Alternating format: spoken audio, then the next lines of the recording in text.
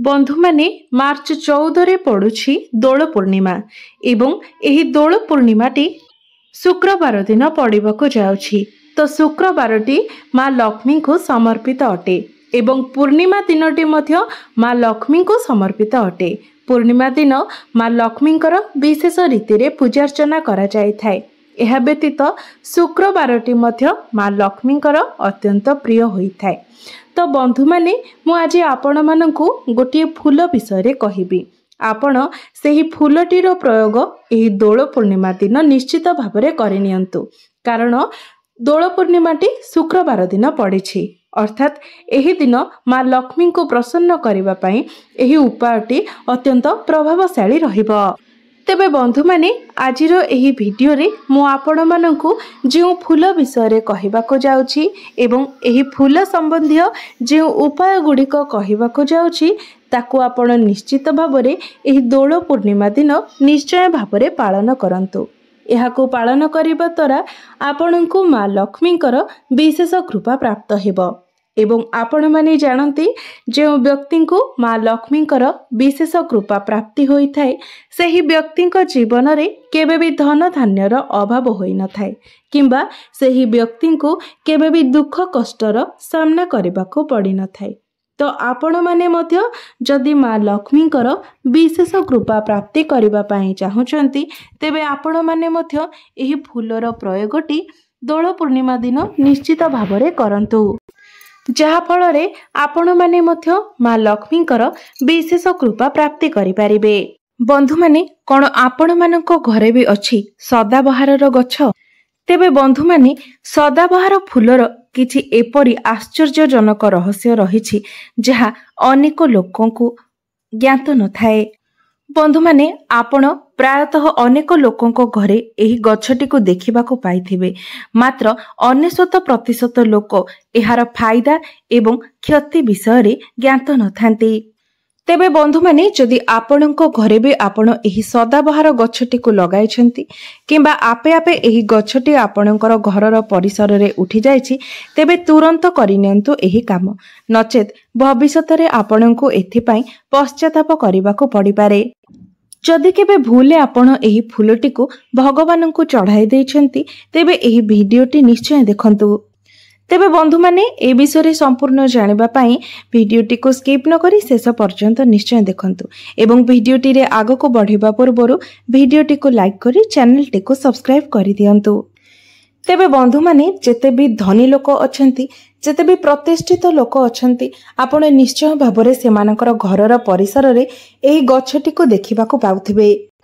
तेबे बंधु माने ए जे सदाबहारर फूलटी रही थाए एहा विभिन्न प्रकारर रंगर होई थाए एवं एही फूलटी बहुत सहजरे ही आपनको सबु जगह रे मिली जाय थाए।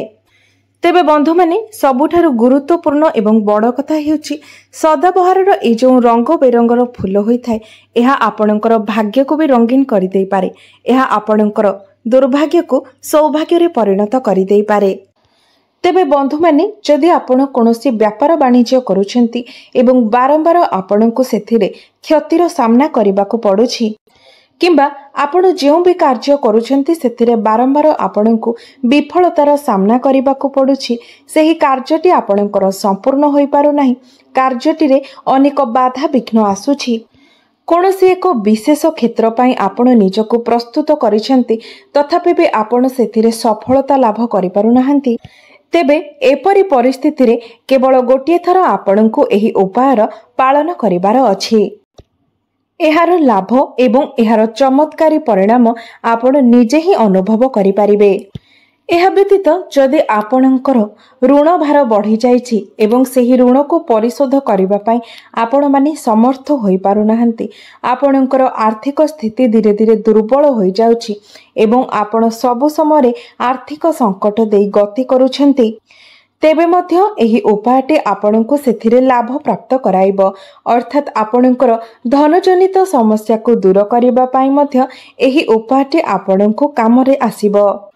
बंधु माने आपण अनेक समय देखिथिबे आमे जेते चेष्टा कले मध्य धन रोजगार करिवार कोनोसी बाट आमको मिली न थाए एवं एपरि मध्य परिस्थिति आसी थाए जो परिस्थिति रे जड़े व्यक्ति परिश्रम करी अनेक धन रोजगार करिथांती मात्र सेही धन को संचय करिबारे से समर्थ होई पारि नथांती अर्थात तांकर धन गोटिए पटे आसी आउ गोटिए पटे खर्च होई जाई थाए।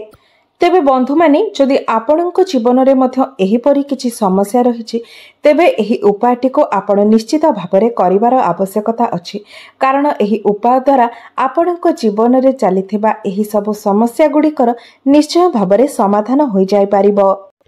तेबे आपण जदि सठिक भावरे एहार प्रयोग एहार उपायटी को पालन करनियंती तेबे निश्चित भावरे आपणक जीवन में चलिथिबा समस्या गुड़िक दूरे होइजिबो एवं एहा सहित आपण निजे मध्य एहार चमत्कारी प्रभाव को अनुभव करि पारिबे।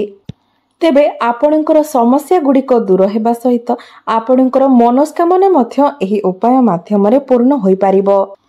तेबे बंधु माने जदि आपणक जीवन में धनजनित समस्या लगी रहुछि आपणको सर्वदा आर्थिक संकट ते गति करने को पड़ुछि तेबे आपणको बास गोटिए काम करिवार अछि एही गछटी को आनी आपणको निज घरे लगाइबार अछि तापरे आपणको आउ कोनोसी किछि उपाय किंबा कार्य करिवार आवश्यकता नाही कारण एही गछटी आपे आपे ही धन को आकर्षित करिथाए।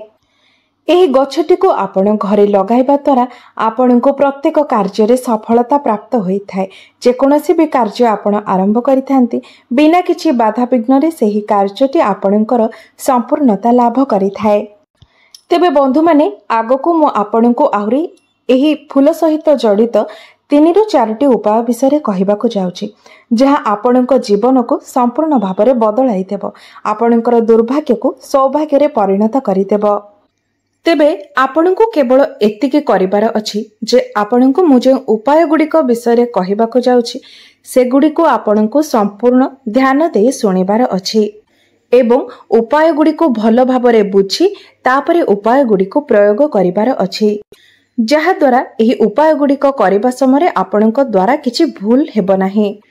तेबे बंधु माने सदाबहार फूलटी एपरी एक फूल होइथाय जहा आपण 12 मासरे देखुथिबे सेही गछरे फूल भरी होई रहिथिबो सेथि पई ही ता ना सदाबहार अटे एवं एहार एही विशेषता पाई मध्य एहा आपणक भाग्य को मध्य सब दिन पई चमकाई देई पारे आपणकर दुर्भाग्य को सौभाग्य रे परिणत करि देई पारे ता भितरे जेमिति 12 मास जाक फूल भरी रही थाए सेही गछटी सर्वदा सबुजिमा भरा रही थाए सेपरि आपणक जीवन को मध्य एही गछटी सबुजिमा भरा करि देई थाए एवं रंगीन करि देई थाए। तेबे बंधु माने एही फूलटीर तो अनेक रंग रहिछि बरं मात्र आमको एहार 2टी रंग प्रायतः सबु जगह देखिबाको मिले गोटे हेउछि धला रंग आउ गोटे हेउछि गोलापी रंग। तेबे बंधु माने जो धला रंगर सदाबहार फूलटी होइथाय ताहा माँ लक्ष्मी को प्रसन्न करिबा पई एक चमत्कारी फूल होइथाय। एही धला रंगर सदाबहार फूलटी माँ लक्ष्मीकर अत्यंत प्रिय होइथाय एवं जो गोलापी रंगर सदाबहार फूलटी होइथाय ताहा मध्य माँ लक्ष्मीकर अत्यंत प्रिय होइथाय कारण लाल एवं गोलापी रंग माँ लक्ष्मीकर सबुठारु प्रिय रंग होइथाय। तेणु जेतेबेले भी आपण एही फूल को नहीं किछि उपायर पालन करूछंती ता अर्थ आपण निश्चित भाबरे माँ लक्ष्मी को प्रसन्न करि पारिबे अर्थात धन आगमनर चाबिकाठी आपण को मिली जाइछि। एहा व्यतीत एही धला रंगर सदाबहार फूलटी भगवान भोला शंकरंकर मध्य अत्यंत प्रिय होइथाय एवं जदि एही धला रंगर सदाबहार फूल को आपण भगवान भोला शंकर को अर्पण करूछंती तो आपणक जीवन रे चलिथिबा अनेक गुड़िए समस्यार समाधान हो जाइथाय एवं आपणक जीवन रे जदि राहु केतु जनित कोनोसी दोष रही थाए तेबे ताहा मध्य संपूर्ण रूप रे कटि जाइथाय। तेबे आपण जेबे भी एही धला रंगर सदाबहार फूलटी को भगवान भोला शंकर को अर्पण करूछंती किंबा माँ लक्ष्मी को अर्पण करूछंती तेबे अर्पण करबा समय आपण निजर मनोस्कामना को भगवानक निकट रे प्रकाश करंतु आपणकर जेपरी मनोस्कामना थिले मध्य ताहा निश्चय भाबरे पूर्ण होइजिबो। एहा व्यतीत जदि आपण एही धला रंगर फूलटी को प्रभु भोला शंकर को अर्पण करूछंती तेबे शनि दशारु मध्य आपणको उपशम मिली थाए। तेबे बंधु माने जदि आपणकर घरे यही फूल अच्छी तेबे तो यह बहुत ही शुभ होता है। मात्र जदि आपणकर घरे यही फूल नहीं तेबे आपणकर घर पाखापाखि यही फूल आपण को अति सहजरे मिल जिवो। तेणु आपण निज घरे यही गछटी को निश्चित भाव लगाइबा उचित।